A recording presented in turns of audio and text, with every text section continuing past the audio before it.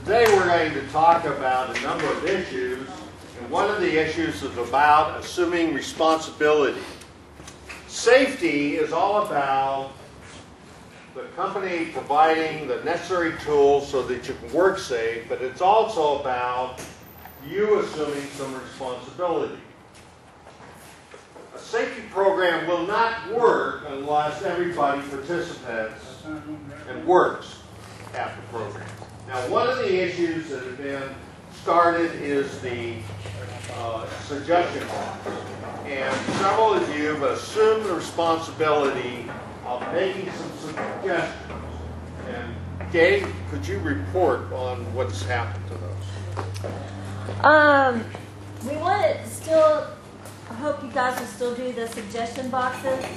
And we've taken these suggestions, we've made a spreadsheet, and we've addressed some of them. Happy to say the hoist control switch on crane number 5 has been, a new control was purchased. We've already addressed all of the smoking issues in the building. We created smoking facilities for everybody outside the building. Let's see. Well-done bracket on bolts on the work tables. We've not done that yet. We're working on that with Bob, wherever Bob is. Is Bob here? That's good. You got that on camera. I hear him.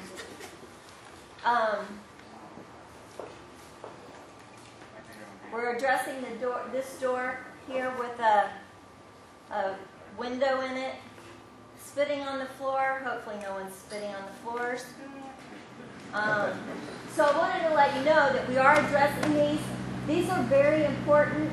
Please, please, please, if you have any suggestions, criticism, whatever, don't make it too personal. Just please use the suggestion boxes. They're in every one of the lunchrooms, and we really do take these to heart, and we're trying to make things better. So if you see something that's wrong or needs fixing, that you walk by 100 times, please let us know so we can address these. Thank you, Gabe. The other issue that we all need to be concerned about is the issue about what to do in the event of a fire.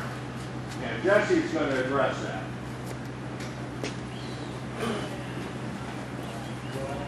In the event of a fire, everybody's going to go out from Aird's exit, and we're all going to meet over here by the icons over here, by the little bucket over here. And just remember, one long blast of an air horn means to evacuate, 2 short ones, take cover. And we're going to have one pretty soon. So just remember that. Where are they rallying points? Yeah, the next one's right up by the dog Outside of the fence. inside the fence. Northeast corner of the yard.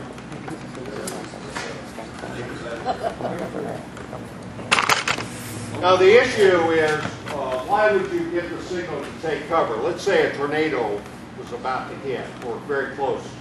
That would be an issue of taking cover, right? Right. So evacuation generally are going to be some form of fire or another type of hazard where we need to get out of the building.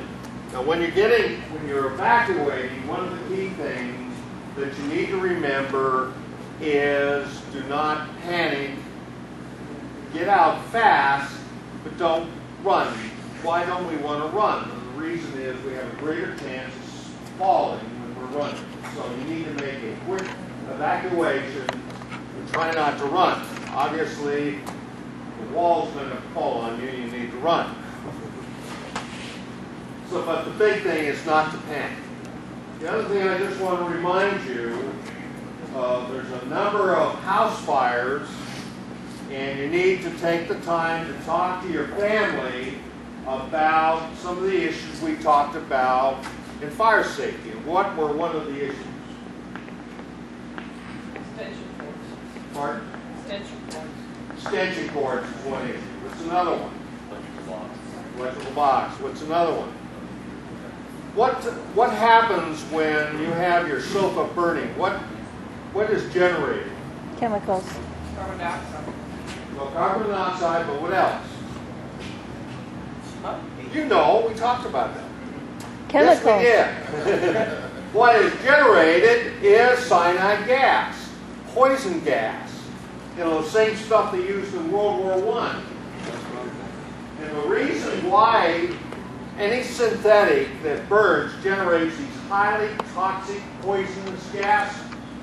And so you need to understand that most of these poisonous gases accumulate on the floor because they're heavier than air. Now, what do they teach your children in school when you have a smoke-filled room? On the ground. On the ground. And that's great for a school, but in a home it could be a death sentence. And so one of the issues we need to remember during the holidays, because we have more fires during this period than any time, is the fact that, you know, about 24 inches off the ground in a house filled with synthetics on fire is probably not a good place to be. So that you need, in a fire, it gets extremely hot, the heat is very hot, it's very difficult, but you want to try to keep your head off the ground at least 24 inches. And keep in mind that the poisonous gases off of burning materials, they can all through the stages, but the heaviest concentration will be on the floor. Well, we all clear on that. And if we talk to our family about how to get out of the room, and if we told our children that if the house is on fire, not to try to save us, get out to save first. And do you have a rally point for you and your wife and your children to meet? You need to talk about these issues because every day I look in the newspaper and I see a house fire. Why? Because we've got the heaters on, we've got fires. Christmas tree. That's right. Another issue we need to talk about just quickly before we go on to the main subject is carbon monoxide poison. Carbon monoxide poison is clear. It has no smell. And the problem with carbon monoxide, it displaces the oxygen in the blood. And what happens is after a period of time, you're going to have a situation where you know something is wrong, but you lose your ability to reason in order to save yourself. And so it's an issue that you need to pay attention to. Now, one of the issues in a house that you need to worry about is what's called a backdraft. The problem is, for any fire, it needs what? Oxygen. And so what you have a situation where if you have a really tight house, you can set up a condition where it can't get enough oxygen, and so what it does, it can cause a buildup of carbon monoxide in the home. And so what you need to do is you need to have your heating system and fireplaces periodically checked so that you don't get into this very nasty situation. The other issue is about backdrafts. You also have a situation where we want to always test the door before we open it in a fire. And the reason is if we open it and the fire has been smoldering because of the lack of oxygen, when you open that door, you have that sudden rush of oxygen and you'll have this flash out. So that's another issue we need to talk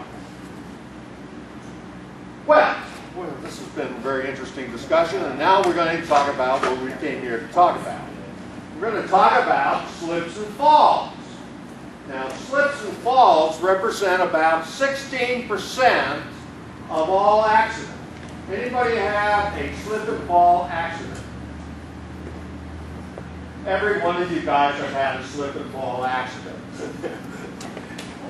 I have them all the time. Now, in the workplace, slip and fall accidents typically are a result of someone not taking responsibility for the work area. Okay, let's Okay, are you gonna blame me